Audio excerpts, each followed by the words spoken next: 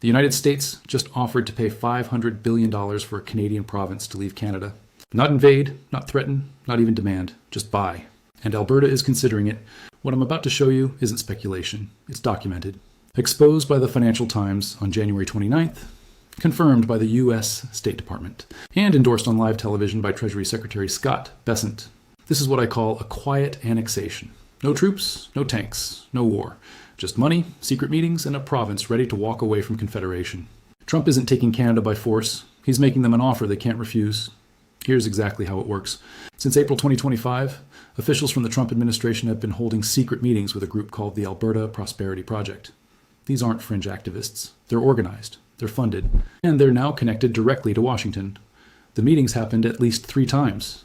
Jeffrey Rath, the group's legal counsel, attended personally. He told reporters they met with, quote, very, very senior people leaving our meetings to go directly to the Oval Office. Their ask? A $500 billion credit line from the US Treasury to fund Alberta's transition to independence. $500 billion? That's more than Canada's entire annual federal budget.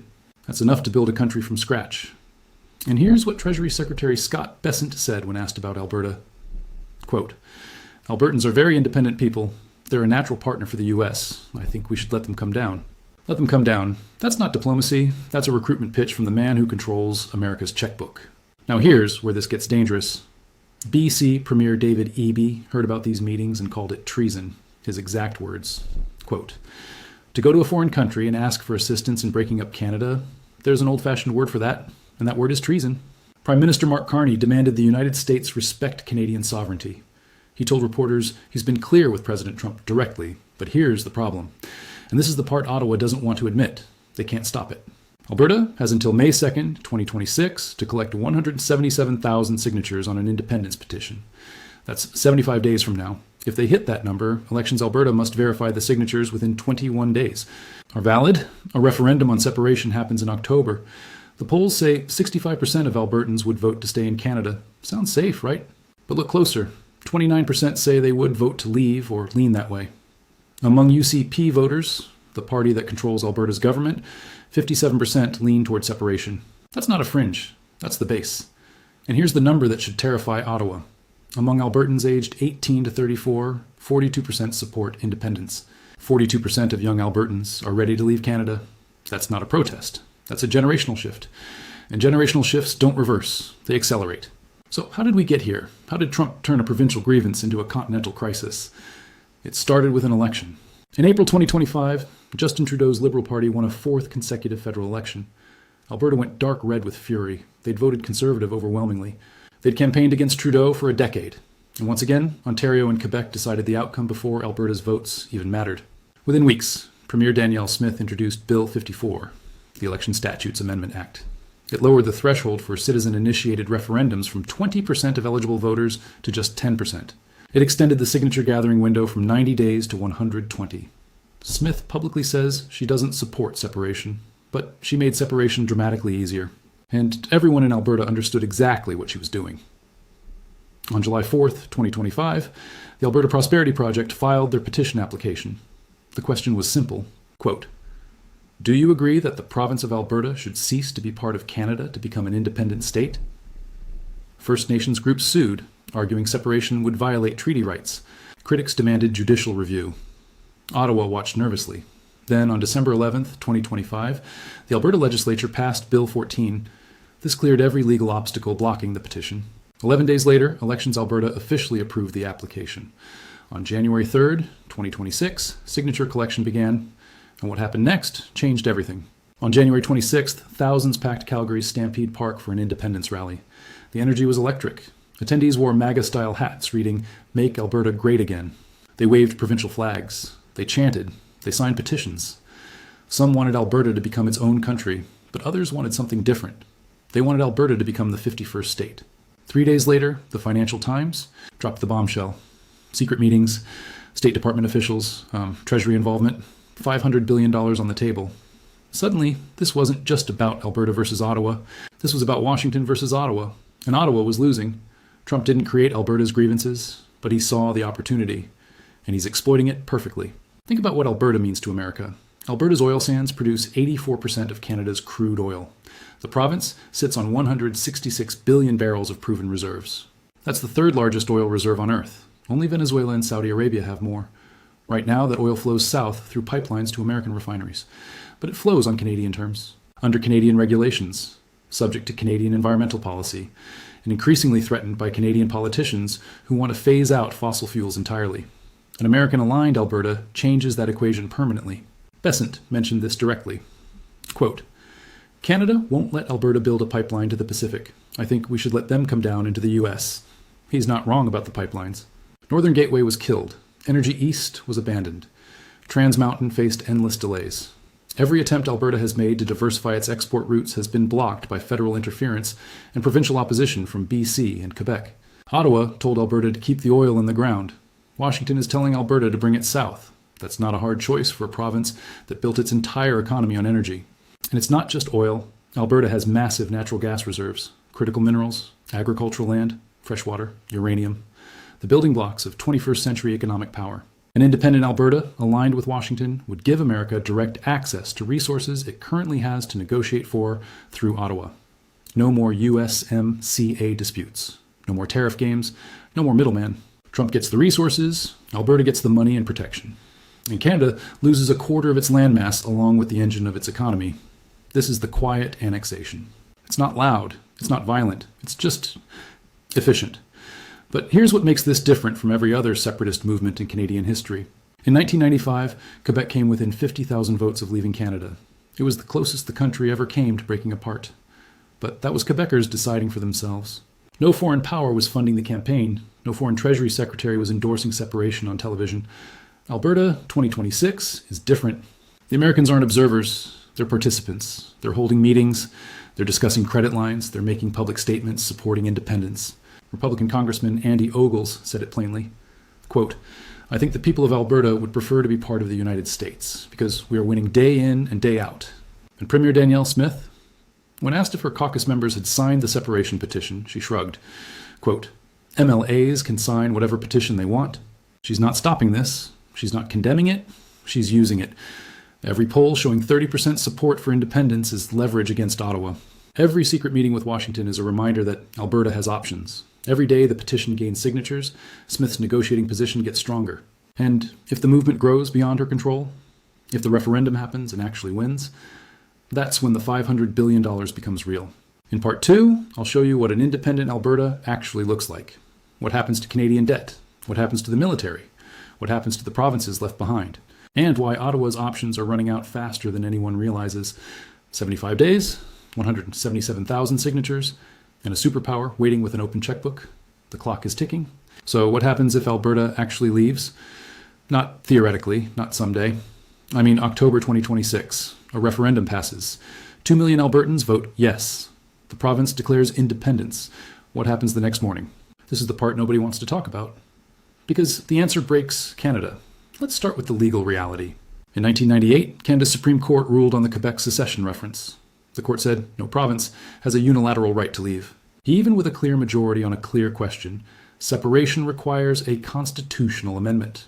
That means negotiations with Ottawa, consent from other provinces, consultation with Indigenous nations. Sounds like Alberta can't leave, right? Wrong. The separatists designed their referendum question to comply with that ruling. They adjusted the wording to satisfy the Clarity Act. They followed every legal procedure. If they win, Ottawa cannot simply say no. The Supreme Court's own ruling obligates the federal government to negotiate in good faith. And here's the trap. If Ottawa refuses to negotiate, they're violating their own Supreme Court precedent. Alberta declares the process illegitimate and proceeds anyway. If Ottawa does negotiate, they're legitimizing separation and opening the door for Quebec to do the same thing next year. There's no good move. Every option leads somewhere bad. Jeffrey Rath, the separatists' legal counsel, understands this perfectly. He's argued that a successful referendum creates political reality that supersedes legal technicalities. His words, quote, "If 2 million Albertans vote to leave, can Ottawa really force them to stay? With what army? Under what authority?" He's not entirely wrong, and this is where the $500 billion becomes the most important number in Canadian history. A newly independent Alberta would face immediate chaos. They'd need a currency, a central bank, trade agreements, border infrastructure, a military, a coast guard, a diplomatic corps, tax collection systems, pension transfers. All the machinery of a modern nation, built from scratch, under pressure, with hostile neighbors, that's not just expensive. That's nearly impossible without outside help. But with American backing, everything changes. $500 billion buys a currency pegged to the US dollar. It buys instant trade access to American markets. It buys military protection under the American umbrella. It buys time to build institutions, while American systems handle the transition. Alberta doesn't have to figure out independence alone. They just have to say yes, and Washington handles the rest. Now here's what America gets in return. And this is the part that explains why Bessent is so interested. Alberta's oil sands contain 166 billion barrels of proven reserves. That's 30 years of American consumption at current rates. That's energy independence from the Middle East. That's leverage over China. That's the foundation of economic dominance for the next half-century. Right now, America buys that oil through USMCA. They pay tariffs. They negotiate with Ottawa. They deal with Canadian environmental regulations and pipeline politics and federal interference. An American-aligned Alberta eliminates the middleman entirely. Direct access, no negotiations, no Ottawa, just Alberta oil flowing south on American terms, processed in American refineries, powering American industry. And it's not just oil. Alberta has the critical minerals America needs for batteries and semiconductors. Uranium for nuclear power, natural gas for heating and electricity, agricultural land for food security, fresh water that will become more valuable than oil within 20 years. Trump isn't offering $500 billion out of charity. He's making an investment, and the return on that investment is continental resource dominance. But what about Canada? What happens to the country Alberta leaves behind? Pattern I've seen in every fracturing nation. And Canada is about to learn it the hard way. First, the economics. Alberta contributes roughly 20% of Canada's GDP. They're the largest net contributor to federal revenues. Every year, billions in equalization payments flow from Alberta to Quebec, to the Maritimes, to provinces that can't balance their own budgets. If Alberta leaves, that money disappears overnight. Quebec suddenly has a $12 billion hole in their budget. The Maritimes lose the transfers that keep their social programs running. Ontario becomes the only major contributor left, and Ontario is already drowning in debt. The Canadian dollar collapses. Foreign investment flees, credit ratings drop, interest rates spike. The federal government faces a fiscal crisis with no good solutions. Second, the political contagion. If Alberta leaves successfully, what stops Saskatchewan? They have the same grievances, the same conservative politics, the same resource wealth, the same resentment of Ottawa. Saskatchewan Premier Scott Moe has already made noise about following Alberta's lead. If separation works for Alberta, the playbook exists. The precedent is set, the American checkbook is still open, and then there's Quebec. The Parti Québécois is already threatening another independence referendum if they win the next provincial election. They've watched Alberta's movement with intense interest. If English Canada can leave Confederation, why can't French Canada? One separation becomes two becomes three. The country that survived for 150 years unravels in a single decade.